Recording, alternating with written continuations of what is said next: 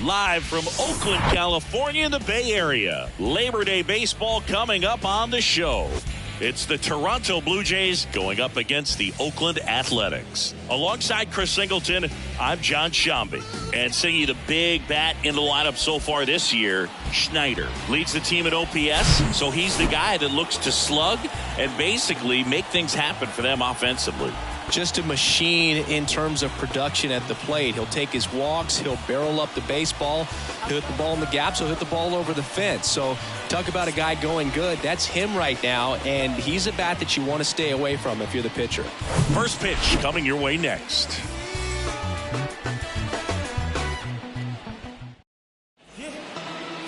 Just about set to go. Getting the nod in this one, Kyle Muller. How about a scouting report on him? Last time out, it just seemed like he wasn't trusting his stuff. He fell behind in the count, walked a number of guys. Today, he's got to pitch aggressively, and he's got to pitch inside. All right, ready to go here. And now for the Jays, George Springer. And that is in for a strike. And away we go here in Oakland.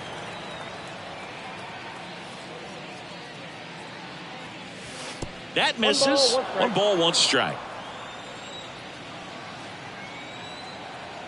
The wind of the pitch.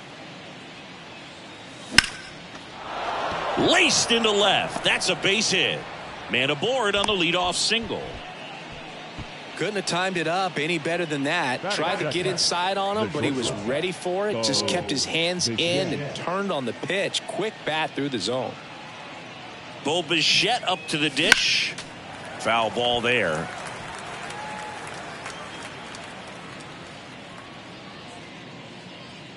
Now the 0-1. I got a ball, 1 strike.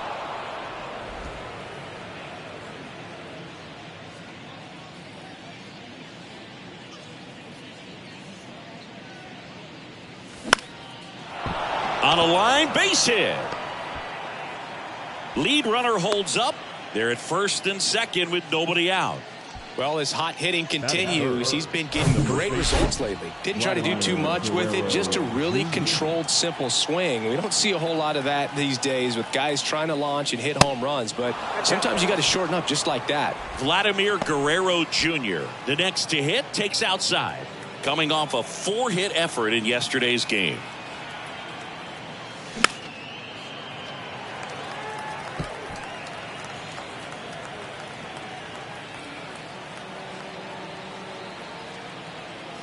Kicks and fires.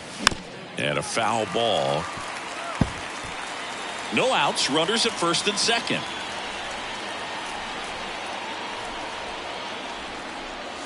Next one misses. 2-2.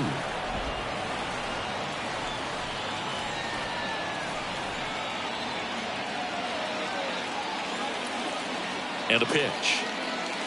Runs it up to 96 to record the punch out. Typically that high fastball, if it's close to the top of the strike zone, a hitter, if he's prepared for it, can get to it. But that one just had that little jump at the end, which indicates there's a good spin rate on it, and it didn't decrease in velocity as that hitter's internal clock would expect it to, and that's why you see the swing and miss. Now at the plate, Alejandro Kirk. In the dirt, but kept close. Down to second, but he dances back in safely.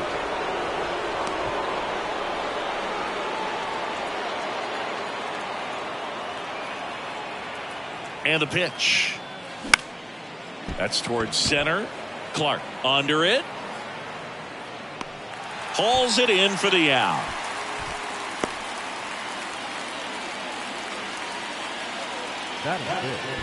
Let's take a look at the lineup for the Blue Jays.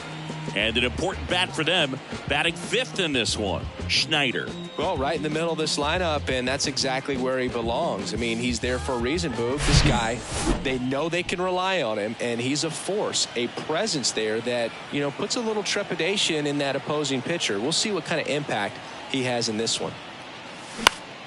Next pitch is popped up. Pena drifts towards it. And that is that. Blue Jays leave a pair, and the A's will get their first opportunity in a scoreless ball game. You're watching Major League Baseball on the show.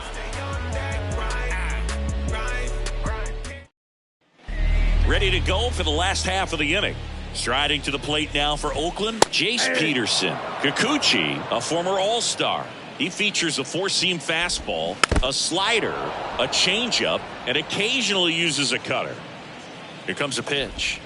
Got him swinging. Slider got him for strike three. You know, Boog, you often think a slider's more for that horizontal movement, but most of the good ones have both vertical depth and that horizontal movement, and that's what we saw right there. Good drop on the break and got him to swing over the top. Makes the grab, and there's two gone. Batting third. And time now to check out the A's lineup. One guy leading the way offensively for this club right now, Seth Brown. And Boog, he's their team leader in home runs, so you know the pitchers on that other side, man, they took a lot of time preparing for him in that pregame meeting. You know, he's got a lot of pop, and it's real pop. It's not fluky at all. He can absolutely change the outlook of a game very quickly, so watch out when he steps in. Next offering is fouled back. That misses the zone. It's a ball and two strikes. Outside.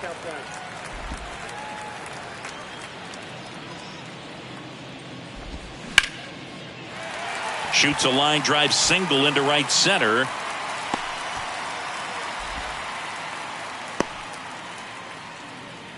He needed that one. It's been a tough stretch at the plate lately. I'll tell you, man, it's such a good feeling when you smoke a line drive into the gap like that. I mean, sure, home runs are king, but I feel like nothing makes you feel like a true professional hitter more than a bolt the other way.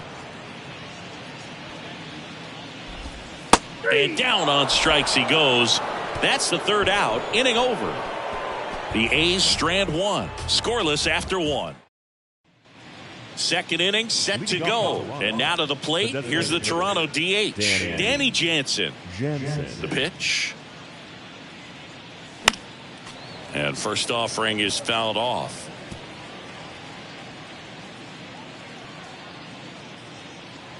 The pitch.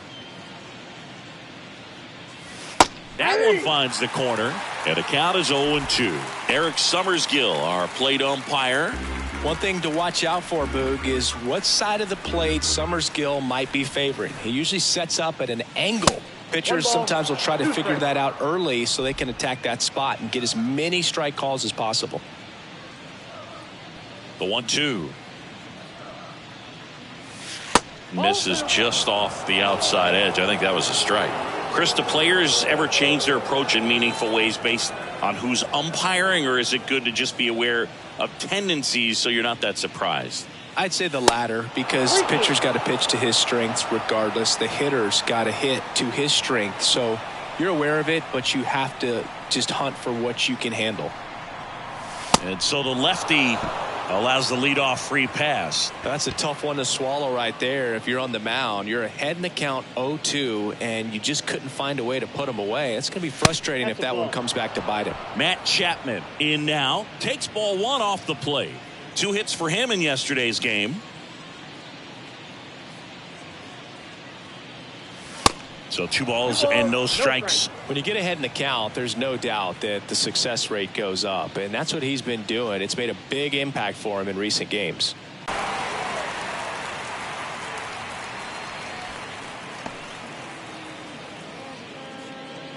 And now it's Dalton Varsho.